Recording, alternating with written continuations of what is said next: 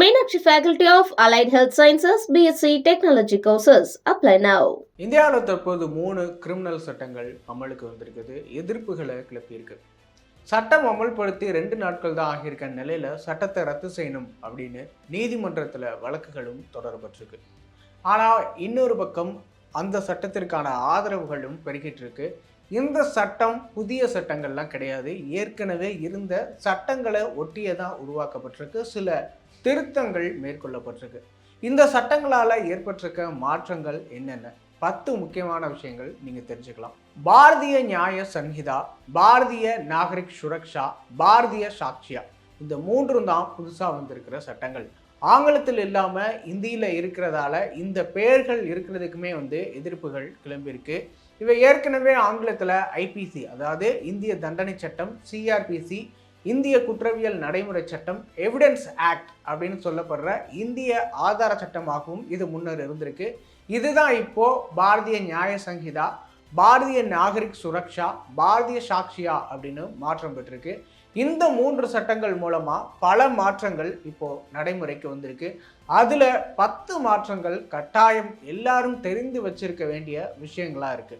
ஒன்று, இந்த புதிய சட்டங்களின்படி கிரிமினல் வழக்குகளை விசாரணை முடிஞ்ச 45 நாட்களுக்குள்ள தீர்ப்பு வழங்கணும் அப்படின்னு குறிப்பிடப்பட்டிருக்கு. வழக்குடைய முதல் விசாரணையிலிருந்து 60 நாட்களுக்குள்ள குற்றச்சாட்டினையுமே பதிவு செய்யணும் அப்படின்னு குறிப்பிடப்பட்டிருக்கு. 2ஆவதா ஏற்படுத்தப்பட்டிருக்க மாற்றம் என்ன அப்படின்னு பார்த்தோன்னா, சிறுமியை கூட்டு பாலியல் வன்கொடுமைக்கு உள்ளாக்குற குற்றத்திற்கு மரண தண்டனை அல்லது ஆயுள் தண்டனை வழங்குறதுக்கான வழிவகை செய்யப்பட்டிருக்கு. அதே போல குழந்தைகளை வாங்குறது, விற்பனை செய்கிறது கடுங்குற்றமாக அறிவிக்கப்பட்டிருக்கு. இதையெல்லாம் அடிப்படையாக வைத்து பெண்கள் மற்றும் பெண் குழந்தைகளுக்கு எதிரான குற்றங்களுக்கான தண்டனை மிகவும் கடுமையாக்கப்பட்டிருக்கு அப்படிங்கிறதும் குறிப்பிடத்தக்க விஷயம். 3ஆவது என்ன அப்படின்னு பார்த்தோன்னா, பாலியல் வன்கொடுமையால் பாதிக்கப்பட்ட பெண்களுடைய வாக்கு மூலங்களை பெண் காவல் அதிகாரி தான் பதிவு செய்யணும். அப்போ பாதிக்கப்பட்ட நபருடைய பாதுகாவலர் அல்லது உறவினர் உடன் இருக்கலாம். இது மட்டும் இல்லாமல் உரிய மருத்துவ அறிக்கைகளை 7 நாட்களுக்குள்ள சமர்ப்பிக்கணும் அப்படின்னுமே குறிப்பிட்டிருக்காங்க.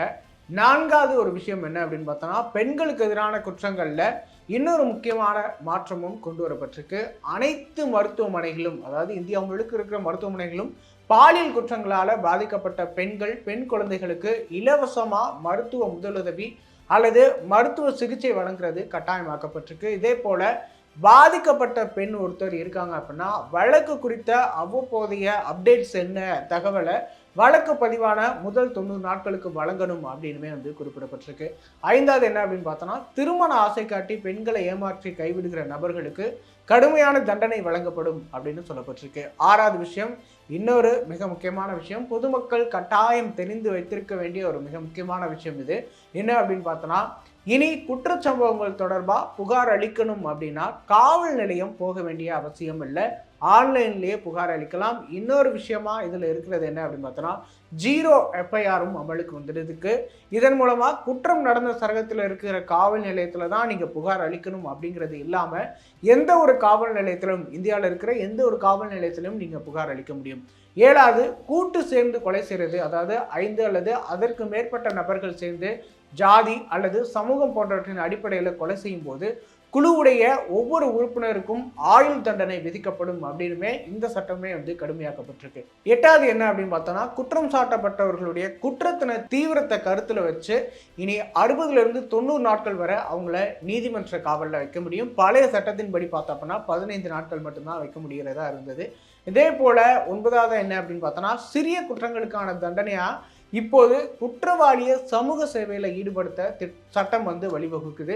பழைய சட்டத்தில் பார்த்தோம் அப்படின்னா சிறிய குற்றமாக இருந்தாலும் சிறை தண்டனையோ அல்லது அபராதமோ தான் விதிக்கப்பட்டு வந்ததும் கவனிக்கத்தக்கது. 10ஆவது என்ன அப்படின்னு பார்த்தோன்னா, 120 நாட்கள் வரை போலீசார் விசாரணை நடத்துறதுக்கும் விசாரணையை கண்டிப்பாக வீடியோவாக பதிவு செய்கிறதுக்கும் இந்த சட்டம் குறிப்பிடுது. அதே போல் முன்னதாக 90 நாட்களுக்குள்ள விசாரணையை முடிக்கவும் வீடியோ பதிவு கட்டாயம் இல்லாமலும் இருந்ததும் குறிப்பிடத்தக்கது.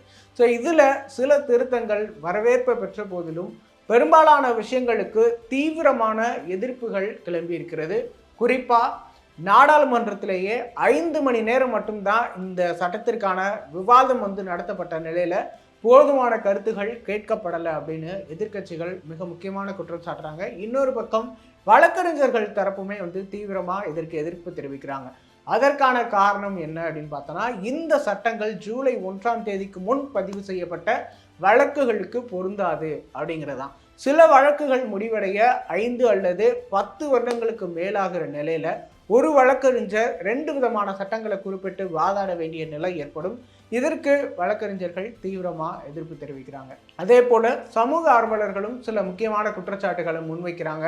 பெண்களுக்கு எதிரான பாலியல் குற்றங்கள், வன்கொடுமைகளுக்கு தண்டனை வழங்கப்படுற நிலையில, அதற்கான சட்டங்கள் கடுமைப்படுத்தப்பட்ட நிலையில, திருநங்கைகள், தன்பாலின ஈர்ப்பாளர்களுக்கான பாலியல் குற்றங்களா இந்த சட்டம் வகைப்படுத்தல அப்படின்னு அவங்களுமே குற்றம் சாட்டுறாங்க. அதே போல மக்களுடைய உரிமைகளை பறிக்கிற விஷயமா இந்த சட்டங்கள் இருக்கு அப்படின்றதுமே பலருடைய கருத்துக்களா இருக்கு. Meenakshi Faculty of Allied Health Sciences, BSc Technology courses. Apply now.